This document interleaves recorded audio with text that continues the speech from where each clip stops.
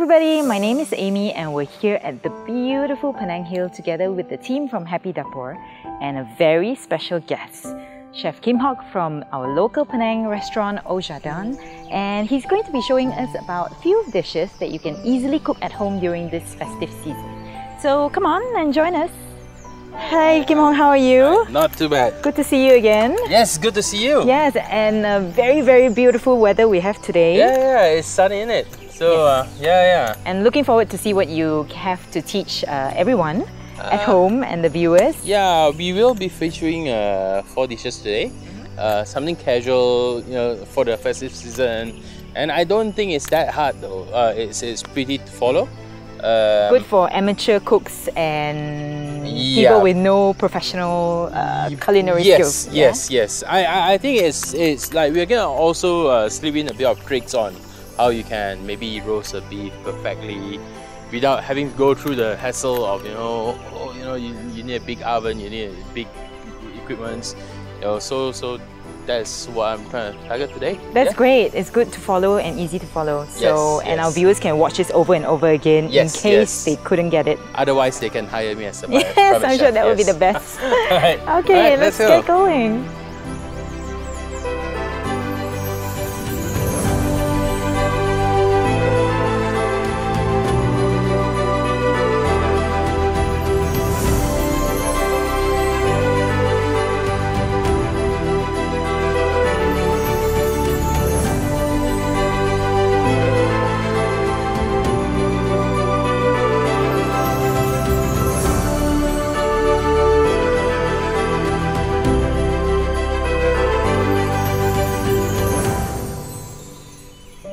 Wow, what have we here? Right, we have got the ingredients for the cocktail. So, the thing is, with this, it needed more time, to freeze.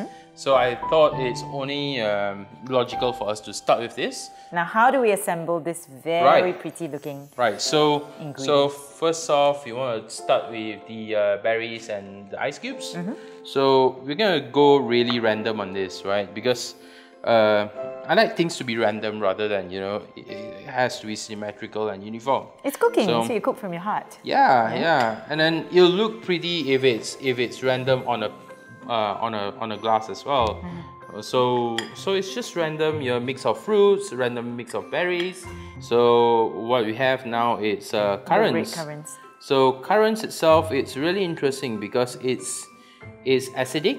As compared to blueberries itself, it has more acids, and it's really interesting. I think generally when you manage to bite on one of these, it's gonna wake you up. Yeah, it's definitely going to wake you up. It's high in acidity, and then also we want to include a bit of pretty flowers and things like that. But what's more important is the flowers has to be edible. Yes. And then it has to be from a source that you kind of knew that, there's minimal pesticides. And because the thing is, with flowers, generally people don't put pesticides on flowers.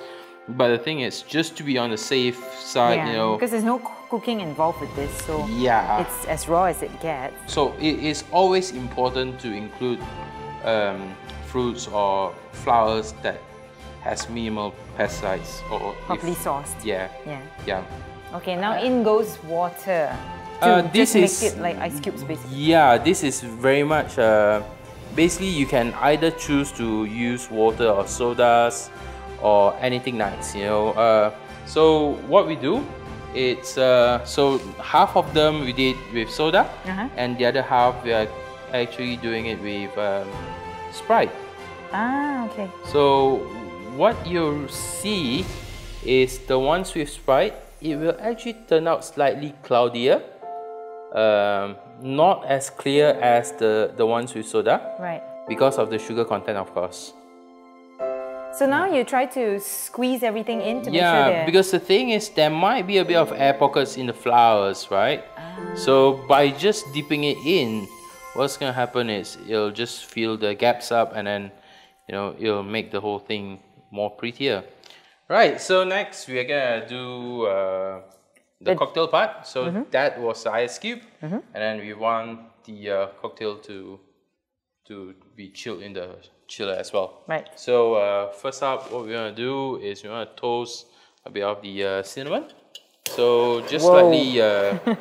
Well, if you're not comfortable, you can always use a tong, right, or a tweezer. Just roughly toast it. Okay, so if we don't have this torch gun at home, Yeah. can I just do it over the stove? Yeah, you can always do it over the stove. Otherwise, you can actually do it using a lighter. You know, it doesn't have to be something as strong as this. Right. Just to bring out the smell, right? Which I can smell right now, and I wish you guys can smell it as well. So I like a bit of bitterness in my drinks, right? Not just sweet and acid. You know, I want a bit more depth. So here goes the grapefruit. Okay. Grapefruit juice. So what we did was press fresh and then we pass it through. This is the elderflower syrup. I don't think you can get elderflower locally, but you can definitely get cordials. Yes, around. I've seen it. I've seen it in supermarkets. The elderflower cordials. They are actually quite common now as compared to you know, a couple of years ago. So a bit of fresh mint. You know, we don't really need to muddle this through. Okay. Because the thing is, we don't want the mint to overpower the rest of the flavors. Okay, so no need to bruise the mint and things. No. Because the thing is, sometimes with bruising, if you're keeping this for later part of the day, it might turn stale, as in the flavor of the mint might turn a bit stale. Okay. Wait, hold up. What was the last one that you put? Right. Yeah. So that is plain soda. Okay. That's plain soda, and this is lemonade. Okay. Right. So the same with the ice just now. It was half lemonade and half soda. Yes. Yeah? Yes. Exactly. Okay. So just thin slices of lime. I wouldn't encourage anyone to do this overnight, right?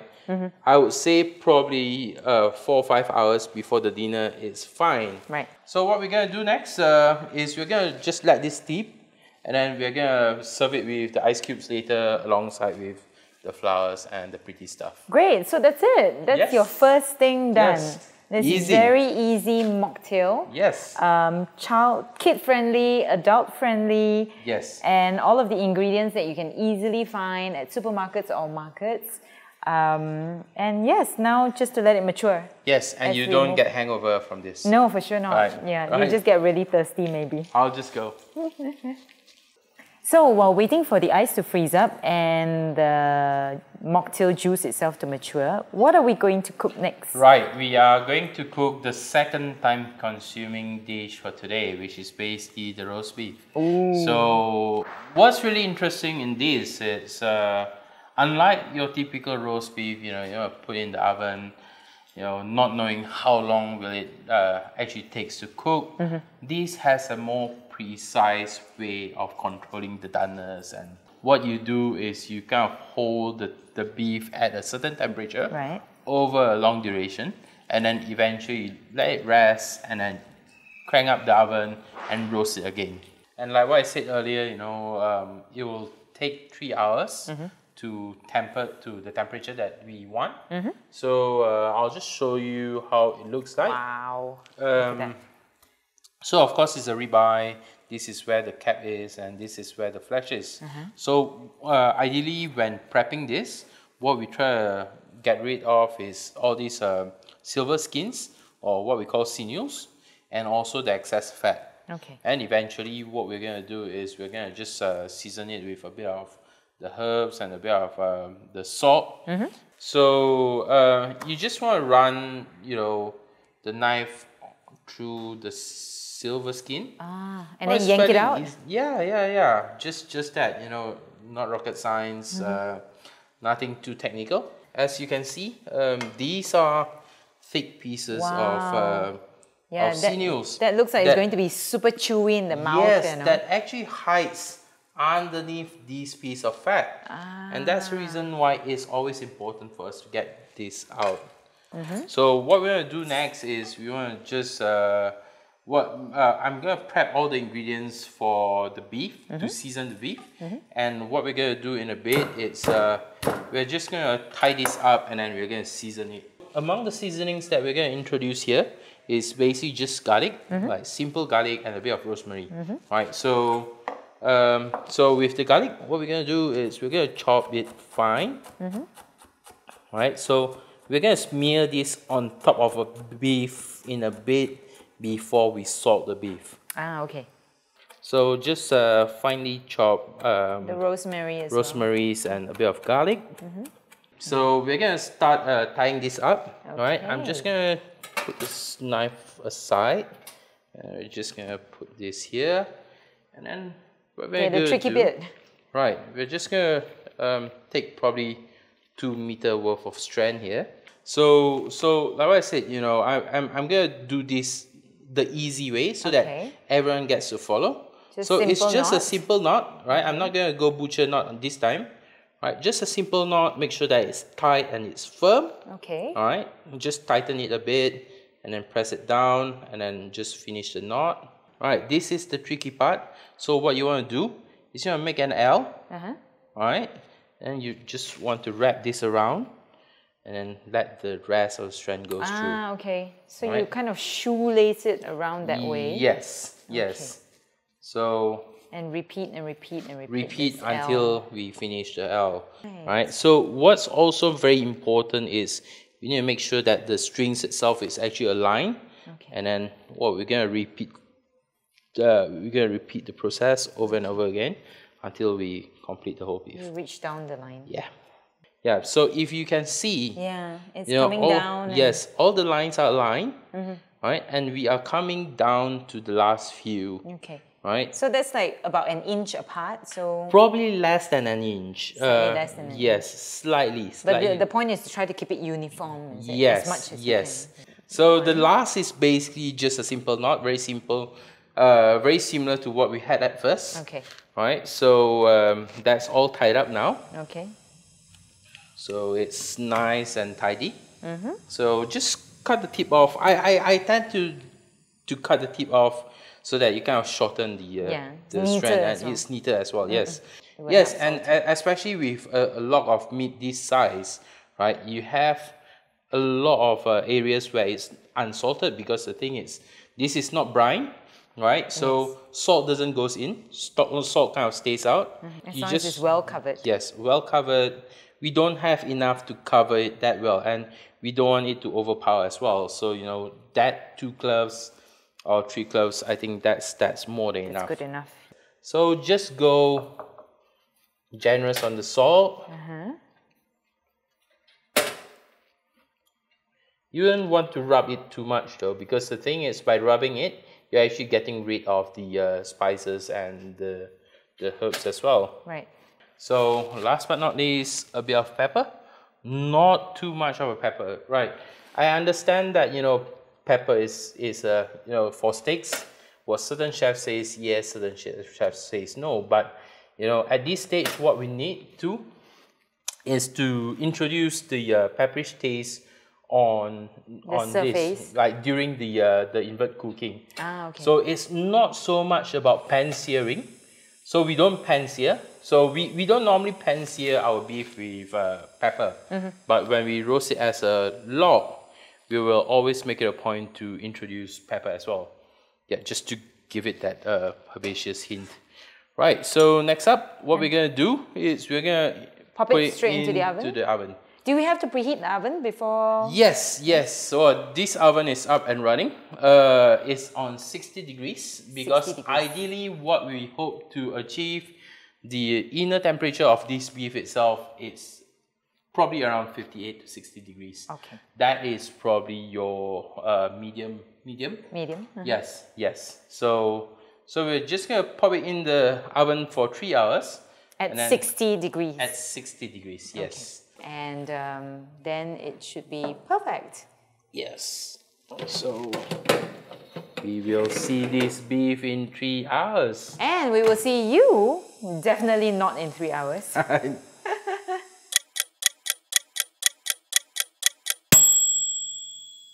Right. Time's up. It's been 3 hours. Yes. Can't wait to see the beef now. So what we need to do next is we need to take it out, let it rest for a bit so the temperature goes down, and we'll crank the temperature up to 230 degrees. And we're going to drizzle the beef with oil, and eventually go back in once the temperature hits 230. Okay. So one of the reason being is because if we don't rest this, the inner temperature of the beef itself will go, it will go up from 60 degrees onwards.